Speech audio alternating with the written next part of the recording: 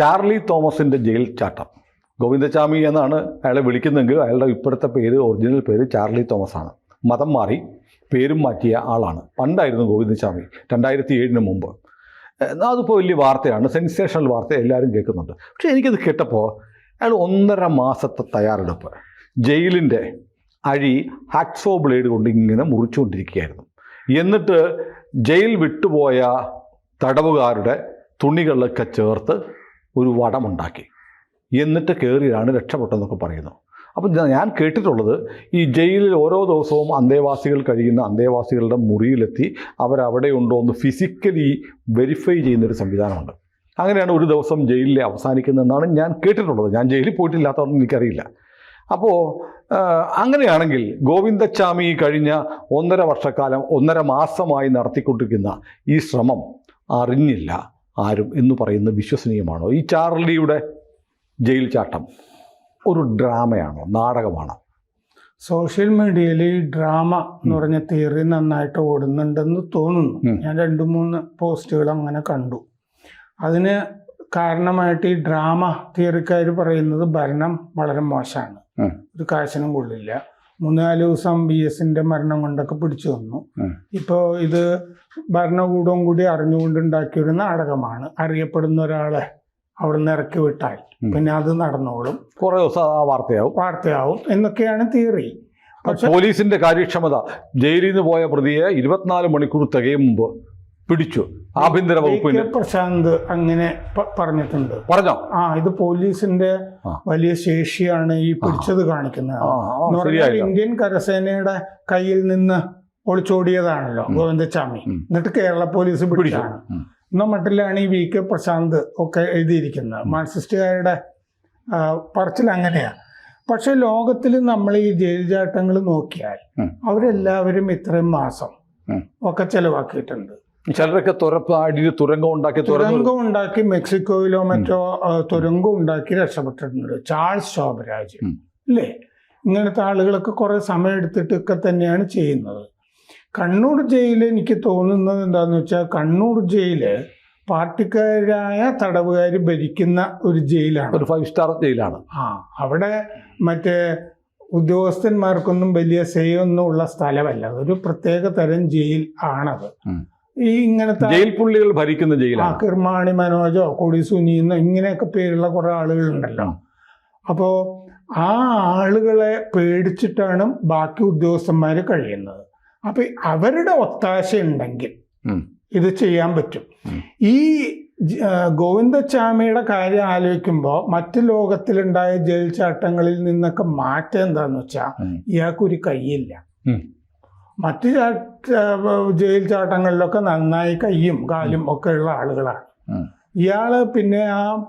ഇയാൾക്ക് ഈ hacksaw blade, പിന്നെ ജയിലിൽ നിന്ന് മോചിതരായി പോയവരുടെ തുണി, ഇതൊക്കെ എവിടുന്ന് കിട്ടി? ഇതൊക്കെ ഇയാൾ ശേഖരിച്ച് എന്ന് പറഞ്ഞാൽ ഈ 1.5 മാസം ഒന്നും അല്ലല്ലോ അങ്ങനെയാണെങ്കിൽ പ്ലാനിങ് എന്ന് പറഞ്ഞത്. ഇയാൾ ജയിലിലായ അന്ന് തുടങ്ങിയത് അയാള് ഈ പരിപാടി. ഇത് പിന്നെ ഈ കയ്യും വെച്ചിട്ട് ഇത്രയും ഉയരമുള്ള മതിൽ ചാടണമല്ലോ. അയാളൊരു ഫെൻസില് കെട്ടിയിട്ട് പിന്നെ അപ്പുറത്തേക്ക് വടം അയച്ചിട്ടൊക്കെയാണ് ചാടിയെന്ന് ഉറപ്പുണ്ടായിരുന്നു. ഈ മുള്ളുവേലിയിലൂടെ വൈദ്യുതി പോകുന്നില്ല എന്ന് അതൊക്കെ അയാൾ ടെസ്റ്റ് ചെയ്യുകയും ഒക്കെ ചെയ്തിട്ടുണ്ട്. അപ്പോൾ ആ കാരണങ്ങൾ കൊണ്ട് ഇയാൾക്ക് സഹായം കിട്ടിയിട്ടുണ്ടാകും എന്നുള്ളൊരു സംശയം നമുക്ക് തോന്നുന്നുണ്ട്.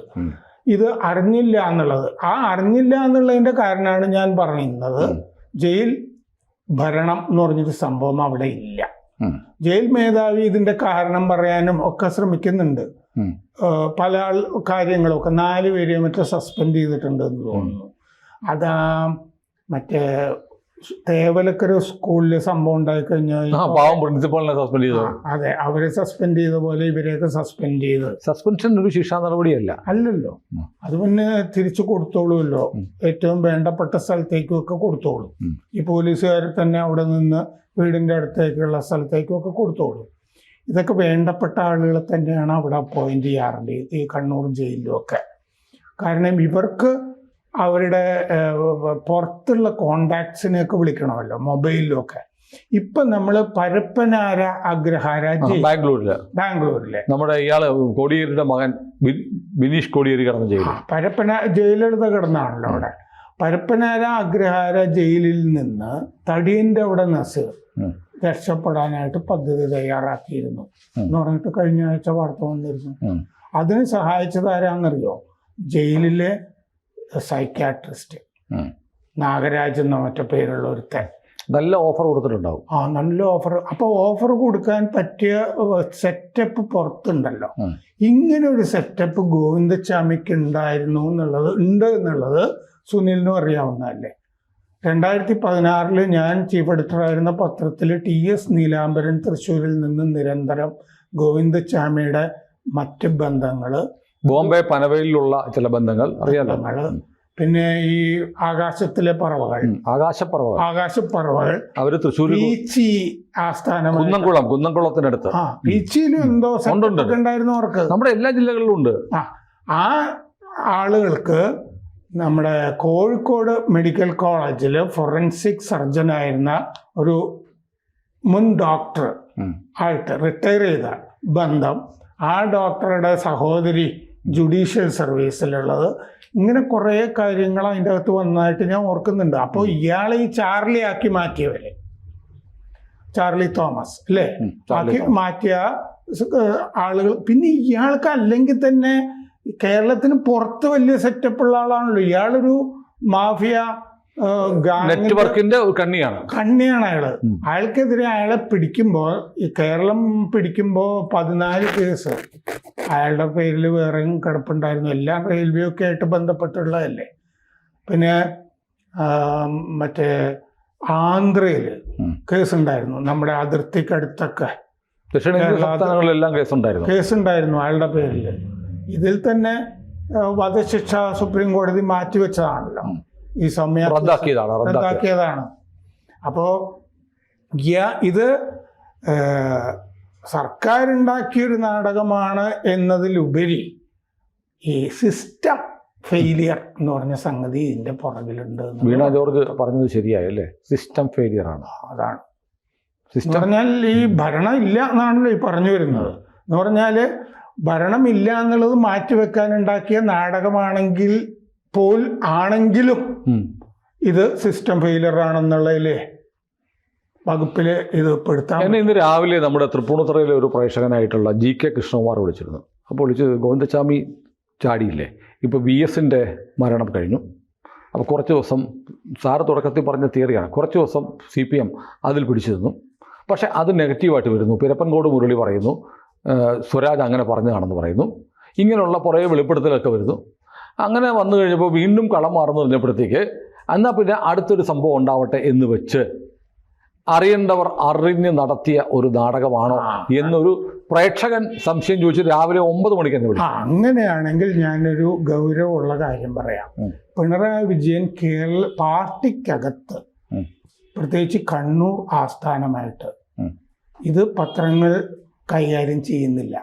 ഭയങ്കരമായ വിഭാഗീയത പാർട്ടിക്കകത്ത് ഉരുണ്ടുകൂടിയിട്ടുണ്ട് കണ്ണൂർ. അപ്പോൾ പിണറായി വിജയൻ അമേരിക്കയിലായിരുന്നപ്പോൾ പിണറായി വിജയന്റെ ആഭ്യന്തര വകുപ്പിനാണല്ലോ ഇപ്പോഴും തട്ടുകിട്ടിയിരിക്കുന്നത്. പിണറായി വിജയൻ അനുഭവിക്കട്ടെ എന്ന് വിചാരിച്ച് നടത്തിച്ചതാണെന്ന് ആ വിദ്യാർത്ഥി സമരം. കേരള സർവകലാശാലയിൽ അരങ്ങേറിയില്ലേ ഒരു ഭീകര നാടകം. അതും അദ്ദേഹം ഇല്ലാത്ത സമയത്ത്, പിണറായിയുടെ അറിവില്ലാതെ ഗവർണറുമായിട്ടുള്ള ബന്ധം വഷളാകട്ടെ എന്ന് വിചാരിച്ച് ചെയ്തതാണെന്ന് എന്നോട് സഖാക്കള് പറയുന്നുണ്ട്. അങ്ങനെയാണെങ്കിൽ ഇത് കണ്ണൂർ എന്ന് പറയുന്ന സ്ഥലം, നമുക്കത് വിശദമായിട്ട് വേറൊന്ന് സംസാരിക്കണം, അടുത്തൊരു വീഡിയോ നമുക്ക് അതേക്കുറിച്ച് ചെയ്യാം.